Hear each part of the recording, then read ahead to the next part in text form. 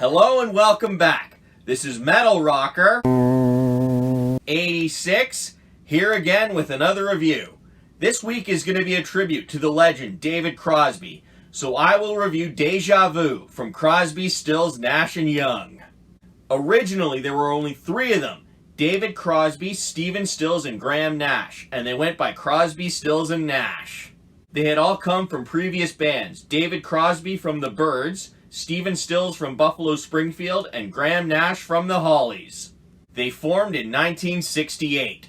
2 years later, they were joined by Canadian Neil Young, and they were then called Crosby, Stills, Nash & Young, and they have gotten together and broken up many times until 2015. Their genres include folk rock, country rock, and soft rock. They have released 8 studio albums over the years, 4 with Crosby, Stills, and Nash, and 4 with Crosby, Stills, Nash & Young. On to the album. Deja Vu is the second studio album overall, and first with Crosby, Stills, Nash & Young, and it was released on March 11th of 1970. It ranked as high as first in Australia, Canada, US, and the Netherlands, second in Sweden, and third in France. It is a 7-time platinum in the US, a platinum in France, and a gold in Italy, Germany, Switzerland, and the UK. It consists of 10 songs and altogether is about 36 minutes long. The main band members include David Crosby, Stephen Stills, Graham Nash, and Neil Young. Additionally, we have Greg Reeves, Dallas Taylor, Jerry Garcia, and John Sebastian.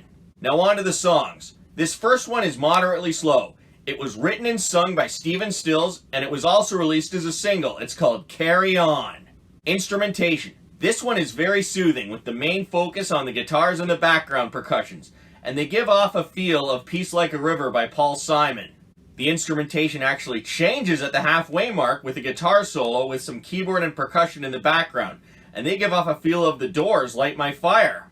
Stephen Stills wrote this song when the band was having trouble finding an opener, so he fused 2 unfinished songs of his, and this was a great song to start the album with. Now this next one has a medium pace. It was written and sung by Graham Nash. It was also released as a single. It's called Teach Your Children. Instrumentation. The main focus is on the guitars, which give off a country feel, and you can also hear the percussions in the background. Graham Nash did not have an easy relationship with his father, who spent some time behind bars, and the lyrics illustrate the relationship. This was another great song on the album. Now the tempo slows down a bit as we get to Almost Cut My Hair, which was written and sung by David Crosby. Instrumentation. The main focus is on the guitars and they give off a grieving feel, and you can also hear the percussions in the background. I like the solo in this one too. This song was written in the last moments of studio time. David Crosby was grieving the loss of a friend who died in a car accident and trying to cope with it. This was another good song on the album. Now this next one is very slow. It was written and sung by Neil Young. It's called Helpless. Instrumentation. The main focus is on the guitars with some piano and percussion in the background. This one uses the same chord progression as a Bob Dylan classic, Knockin' on Heaven's Door. The solo here is also really nice. The song is about the town of Omemee, Ontario, which is where Neil Young moved with his parents when he was only 4 years old. It also mentions the challenges that Neil Young faced, like getting polio and the divorce of his parents. This was another great song on the album. Now we get to my favorite song on the album, Woodstock. It's a cover of a song originally written by Joni Mitchell. Stephen Stills handles the vocals, and it was also released as a single. The tempo speeds up here. Instrumentation. This one starts off with an awesome guitar intro, and they remain the main focus when the background percussions come. The original version is actually very different. The tempo is much slower, and it consists of only a piano. As for the solo in this one, it's plain awesome! This song is about the very famous music festival that took place in 1969. Joni Mitchell was actually scheduled to appear, but her manager encouraged her not to attend so she could appear on the Dick Cavett show. Crosby, Stills, and Nash actually appeared on that show with her. This was an amazing song on the album. Now we get to the album's title song, Deja Vu, which was written and sung by David Crosby. The tempo is about the same, however it's a bit softer.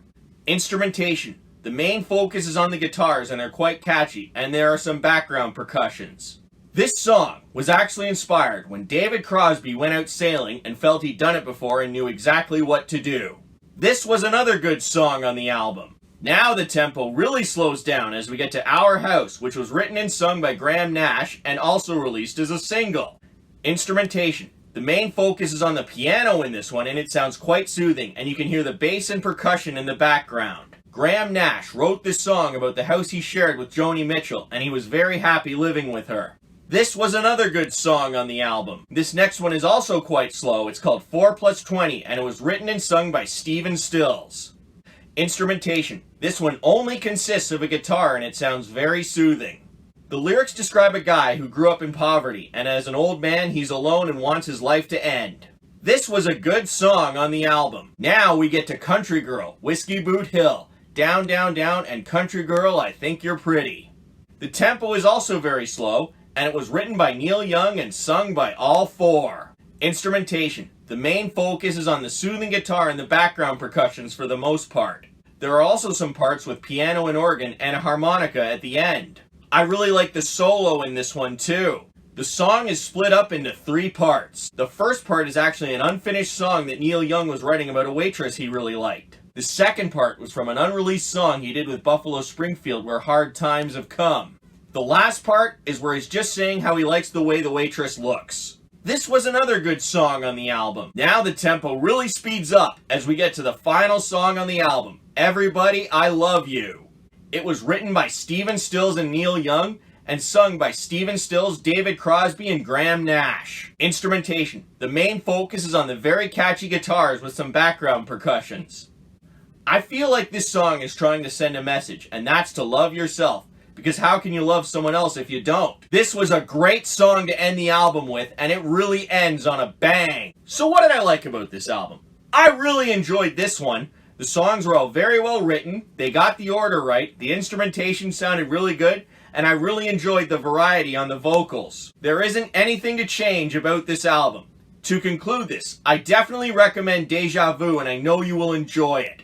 Well, that's the end of this review. If you liked it, please give it a thumbs up down below, and don't forget to subscribe and share. Until next time, rock on!